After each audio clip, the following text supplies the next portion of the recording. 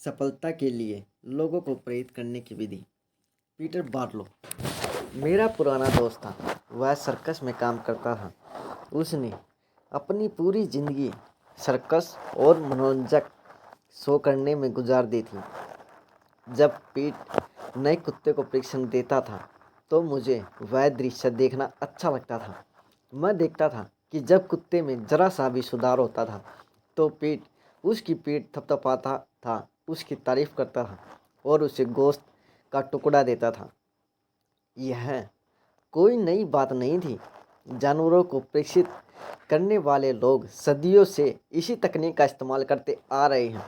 मुझे हैरत होती है कि हम कुत्तों को बदलने वाली इसी कॉमन सेंस भरी तकनीक का इस्तेमाल इंसानों को बदलने में क्यों नहीं करते।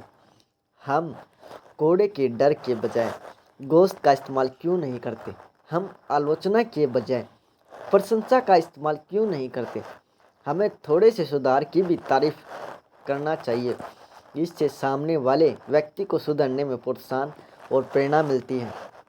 अपनी पुस्तक आई हैवट मंच baby but I am old I got में मनोवैज्ञानिक जेस लैड लिखते हैं, प्रशंसा मनुष्य के हृदय के लिए सूर्य की सुखद प्रकाश की तरह है। इसके बिना हमारे व्यक्तिगत का पुष्प नहीं खिल सकता। और फिर भी हम में से ज़्यादातर लोग दूसरे लोगों के साथ अपने व्यवहार में आलोचना की ठंडी हवाओं को बढ़ावा देते हैं और अपने साथियों को प्रशंसा की धूप से वंचित रखना चाहते हैं। मैं अपनी ज़िंदगी में जब पीछे की तरफ देखता हूँ तो मैं पाता हूँ कि प्रशंसा के कुछ शब्दों ने मेरे पूरे भविष्य को बदल दिया था। क्या आप यही बात अपने जीवन के बारे में नहीं कर सकते। इसलिए इतिहास में ऐसे उदाहरण भरे पड़े हैं जब प्रशंसा की जादुई छड़ी ने किसी व्यक्ति के जीवन को बदल कर रख दिया है। उदाहरण के तौर पर कई साल पहले 10 साल का एक बच्चा नेपल्स की एक फैक्ट्री में काम कर रहा था। वह एक गायक बनना चाहता था, पर उसके पहले संगीत शिक्षक ने उसके उत्साह को ठंडा करते हुए कहा, तुम कभी गायक नहीं बन सकते। तुम्हारी आवाज़ में दम नहीं है। ऐसा लगता है जैसे हवा से शटर गिर रहे हों। परंतु उस बालक की माँ ने, जो एक गरीब किसान महिला थी, उसे अपनी बाहों में भर लिया। उसने उसकी तारीफ की और उसे बताया कि वह जानती है कि वह गायक बन सकता है और उसमें सुधार हो रहा है। यही नहीं, अपने बच्चे के संगीत प्रशिक्षण की फीस जुटाने के लिए वह नंगे पैर रही। गरीब माँ की तारीफ और प्रोत्साहन ने उस बच्चे की ज़िंदगी बदल कर रख दी। उसका नाम एनरिको कैरुसो था और वह अपने ज़माने का सबसे महान और प्रसिद्ध ओपेरा गायक बना। 19वीं सदी की शुरुआत में लंदन का एक युवक लेखक बनना चाहता था, परंतु उसे लगता था कि हर चीज़ उसके खिलाफ थी। वह सिर्फ 4 साल तक ही स्कूल गया था। उसके पिता कर्ज न चुकाने के कारण जेल में थे और यह युवक अक्सर भूखा रहा करता था। आखिरकार उसे चूहों से भरे एक वेयर हाउस में बोतलें पर लेबल लगाने का काम मिल गया।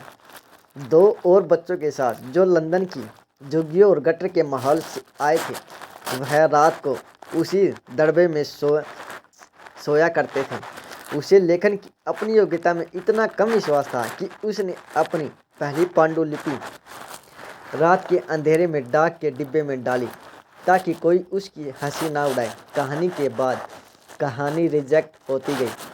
आखिरकार वह महान दिन आया जब उसकी एक कहानी स्वीकार कर ली गई।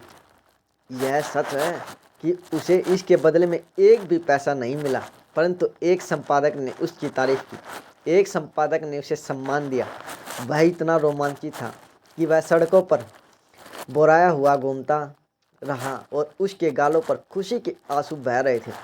अपनी एक कहानी के छपने से मिली इस प्रशंसा, इस सम्मान ने उसकी ज़िंदगी बदल दी, क्योंकि अगर उसे यह प्रोत्साहन न मिला होता तो वह सारी ज़िंदगी चूहे से भरी फैक्ट्री में बोतलों पर लेबल ही लगाता रहता। आपने शायद उस युवक का नाम सुना होगा। उसका नाम था चार्ल्स डिकेंस। लंदन का ही एक और किशोर ड्राइंग गुड्स स्टोर में क्लर्क था।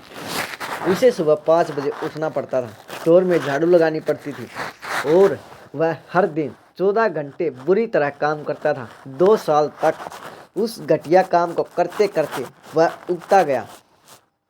एक दिन वह सुबह उठा और बिना नाश्ते का इंतजार किए वह 15 मील पैदल चलकर अपनी माँ से मिलने गया, जो हाउस कीपर का काम करती थी। वह बेहद दुखी था। उसने माँ को अपना दुखड़ा सुनाया।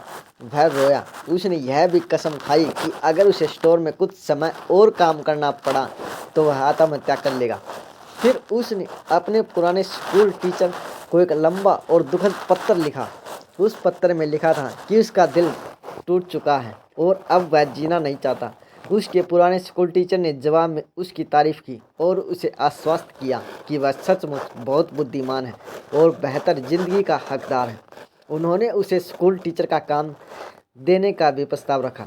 इस प्रशंसा ने उस बच्चे का भविष्य बदल दिया और अंग्रेजी साहित्य के इतिहास पर भी अमिट प्रभाव डाला, क्योंकि बाद में इसी किशोर ने डैरो बेस्ट सेलिंग पुस्तकें लिखी और अपने कलम की दम पर लाखों करोड़ों डॉलर कमाए। आपने शायद इनका नाम भी सुना होगा। इनका नाम था H.G. वेल्स। आलोचना के बजाय प्रशंसा B.F. स्किनर की शिक्षा की मूल अवधारणा थी। इस महान समकालीन मनोवैज्ञानिक ने जानवरों और इंसानों पर हुए प्रयोगों से यह साबित किया कि जब आलोचना कम और प्रशंसा अधिक होती है तो लोगों को अच्छे काम की प्रेरणा मिलती है और ध्यान के अभाव के कारण बुरे काम को घुमा जाते हैं। रॉकी माउंट नॉर्थ कैरोलिना की जॉन रिंगस्पो ने अपने बच्चों के साथ इसी तकनीक का प्रयोग किया, जैसा ज़्यादातर परिवारों में होता है। इस परिवार में भी माँ बाप का बच्चों से संवाद अक्सर चिल्लाते समय ही होता था और जैसा ज़्यादातर मामलों में होता है, हर ऐसे प्रकरण के बाद बच्चे बेहतर होने के बजाय बदतर हो जाते हैं और माँ बाप भी। इस समस्या का कोई हल नज़र नहीं आ रहा था। मिस्टर रिंगस्पो ने इस स्थिति को सुलझाने के लिए हमारे कोर्स में सीखे हुए सिद्धांतों को अपनाने का निश्चय किया। उन्होंने बताया, हमने उनकी गलतियों पर उंगली रखने के बजाय प्रशंसा करने का फैसला किया। यह आसान नहीं था क्योंकि वे अक्सर गड़बड़ काम करते थे। हमें तारीफ करने के काबिल काम ढूंढने में भी बहुत मुश्किल आई। हमने ऐसी बातें ढूंढ ली और 1-2 दिन में ही उनकी शैतानियाँ कम हो गई।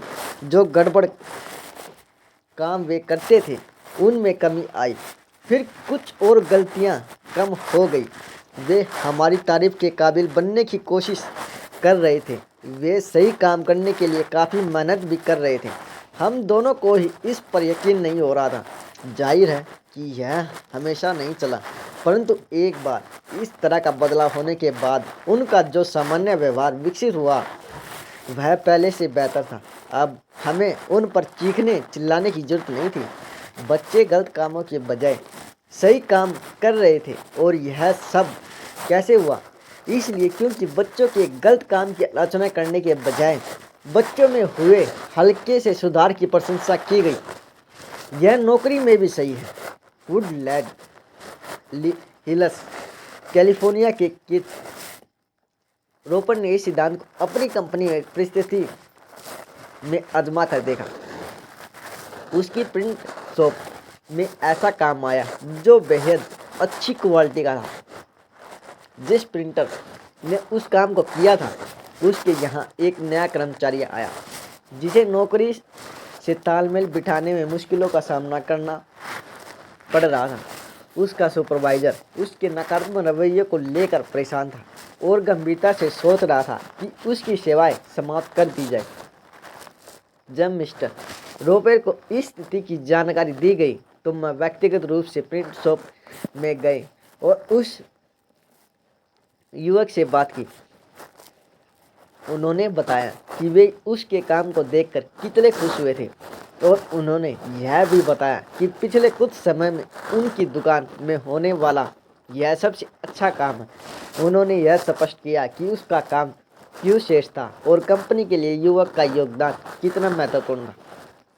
क्या आपको लगता है कि इससे कंपनी के प्रति युवा पीटर के रवैये में बदलाव आया होगा? कुछ ही दिनों में चमत्कार हो गया। उसने अपने कई सहकर्मियों को इस चर्चा के बारे में बताया और कहा कि कंपनी में कोई है जो अच्छे काम की कदर करता है, और उस दिन के बाद से वह एक वफादार और समर्पित कर्मचारी है। मिस्टर रोपर ने युवा प्रिंटर की चापलूसी करते हुए यह नहीं कहा तुम्हारा काम अच्छा है। उन्होंने स्पष्ट रूप से बताया कि उसका काम क्यों अच्छा था, क्योंकि उसे सामान्य चापलूसी भरी बातों के बजाय किसी विशिष्ट उपलब्धि के लिए सहारा गया था। इसलिए यह तारीफ उस प्रिंटर के लिए अधिक अर्थपूर्ण बन गई थी। हर व्यक्ति तारीफ पसंद करता है, परंतु जब यह तारीफ किसी खास बात को लेकर की जाती है तब हमें पता चलता है कि तारीफ सच्ची है, कि सामने वाला व्यक्ति हमें मूर्ख नहीं बना रहा या हमें सिर्फ खुश करने के लिए यह बात नहीं कह रहा। याद रखिए, हम सब प्रशंसा और सम्मान के भूखे हैं और इन्हें पाने के लिए कुछ भी कर सकते हैं, परंतु हम में से कोई भी झूठी तारीफ पसंद नहीं करता, कोई भी चापलूसी पसंद नहीं करता। मुझे यह बात दोहराने दें, इस पुस्तक में सिखाए गए सिद्धांत तभी काम करेंगे जब आप सच्चे दिल से अपनी बात कहें। मैं आपको चालाकियों की कोई पुड़िया नहीं दे रहा हूँ, मैं जीवन को नए तरीके से जीने के सिद्धांत सिखा रहा हूँ। क्या आप लोगों को बदलने के बारे में सोच रहे हैं? अगर आप और मैं उन लोगों को प्रेरित कर सकें जिनके हम संपर्क में आते हैं, तो हम जान जाएंगे कि उनमें कितनी संभावनाएं, कितने खजाने छुपे हुए हैं और हम उन्हें बदलने से कितने अधिक कुछ कर सकते हैं। हम सब उनकी काया पलट कर सकते हैं। अतिशयोक्ति। तो विलियम जेम्स के बुद्धिमत्तापूर्ण शब्द सुनिए, जो अमेरिका के सर्वश्रेष्ठ मनोवैज्ञानिक और दार्शनिकों में से एक है।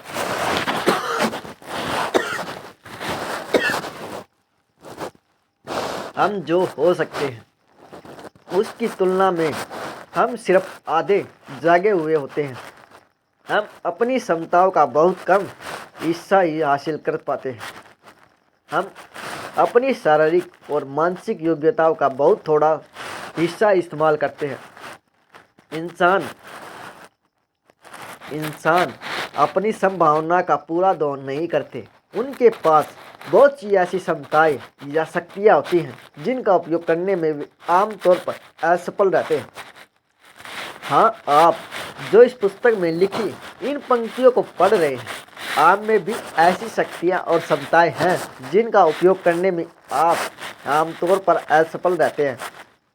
और जिन शक्तियों का आप पूरी तरह उपयोग नहीं कर रहे हैं, उनमें से एक है लोगों की तारीफ करने की और उन्हें प्रेरित करने की जादुई क्षमता, जिससे उनके निहित संभावना का दोहन किया जा सके। योग्यताएं आलोचना के तुषार से कुम्भला जाती हैं, परंतु प्रोत्साहन की खाद मिलने से वे फलने फूलने लगती हैं। लोगों का अधिक प्रभावी लीडर बनने के लिए आपको यह करना चाहिए, थोड़े से सुधार की भी तारीफ करें और हर सुधार पर तारीफ करें, दिल खोल कर तारीफ करें और मुक्त कंठ से सराहना करें।